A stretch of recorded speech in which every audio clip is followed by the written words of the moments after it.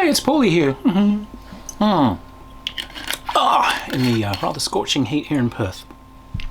Okay, so I've talked before about OSR, Old School Rules, which is essentially a recreation or re-imaging of Dungeons and Dragons as it was, the 70s, 80s and through to 90s D&D versions.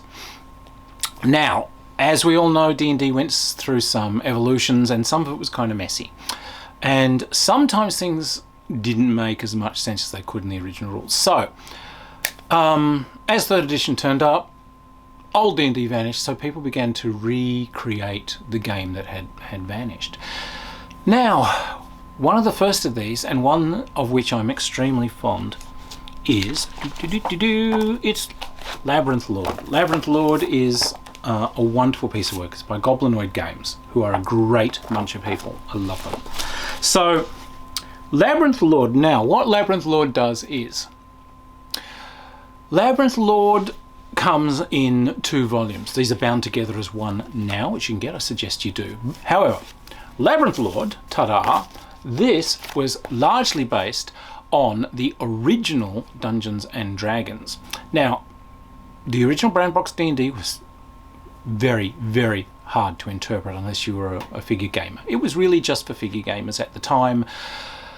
It required translation, shall we say, in order to reach its full potential in people's hands. So what these guys did was they've cleaned that up, but it retains things that original Dungeons and Dragons had. So races are a class. Elves and halflings and dwarves and so on don't have callings like fighter, magic user, whatever. They operate as themselves. And this is alright, this works. These are quite flexible character classes and types, and you have a good time. And it has the original kind of hit dice levels, and it has that elemental simplicity that original D&D had. However, it is very clear and very crisp, and it draws on a lot of material from later versions of the game.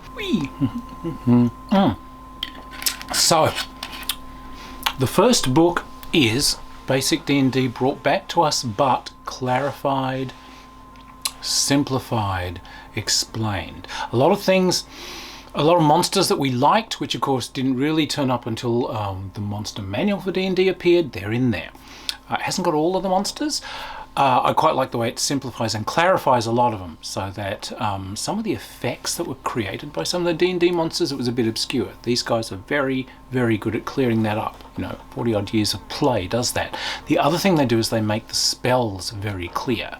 Some stuff that was kind of able to be rorted by characters a lot, these guys have very, very well clarified. So identify spells and detection spells and all these sorts of things. Have done a really good job laying these out, so that they're not quite, it doesn't make life quite so easy, but it also makes things clearer. So then they brought out the companion. Now the companion, what that does is that brings in elements from Advanced Dungeons and Dragons and Expert and Basic. So it brings in the character classes that we all know and love. It brings in thieves, and it brings in druids and paladins and so on and so on.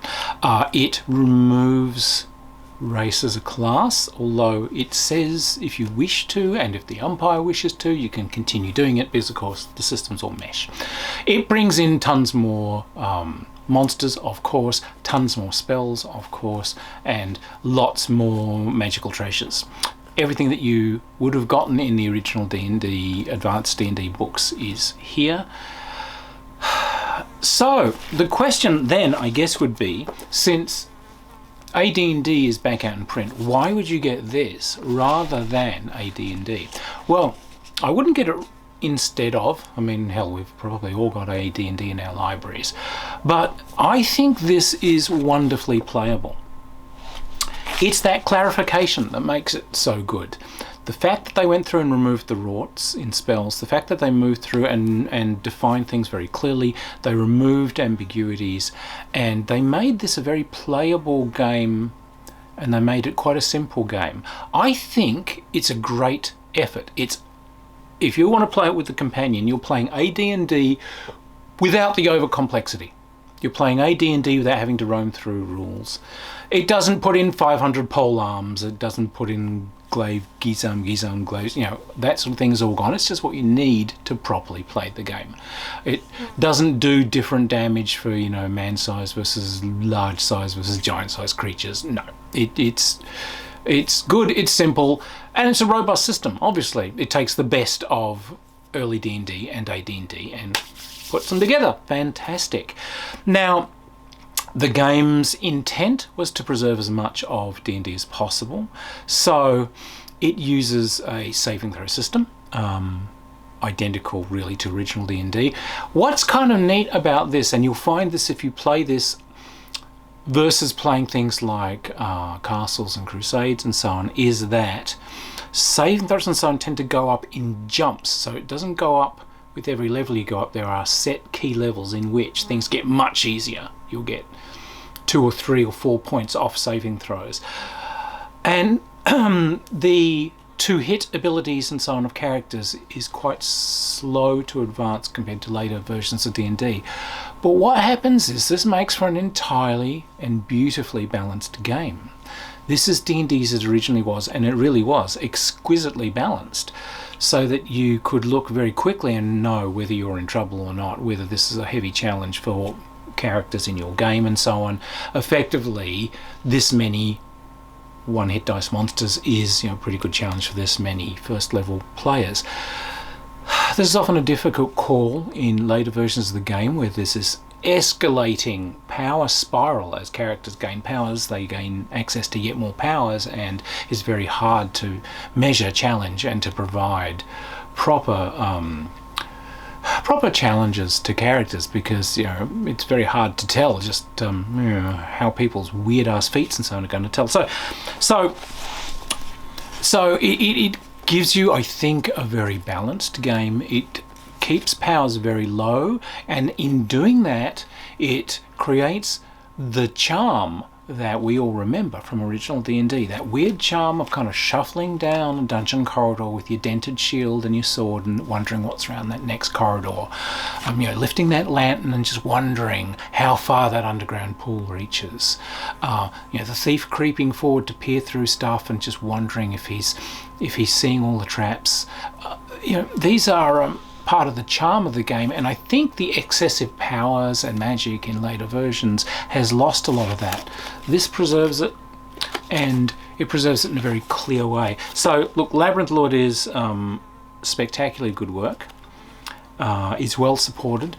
There are a lot of campaigns and mega dungeons that have been created pretty much specifically for Labyrinth Lords. Now, obviously you can use that for any OSR system.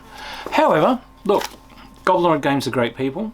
Labyrinth Lords, I think, is an absolute must for any gamer's collection. So you can either visit them at the Goblin Lord Games website and get it, or of course you can find it on a drive-through. If you don't have it, go out and get it. If you do have it, look, we've been running a campaign of this for years and it's been absolutely a riot. Give it a go again. It's like getting your old hobby back. It really is. It brings back the charm that you remembered. So pick up a copy and get gaming. Cheers!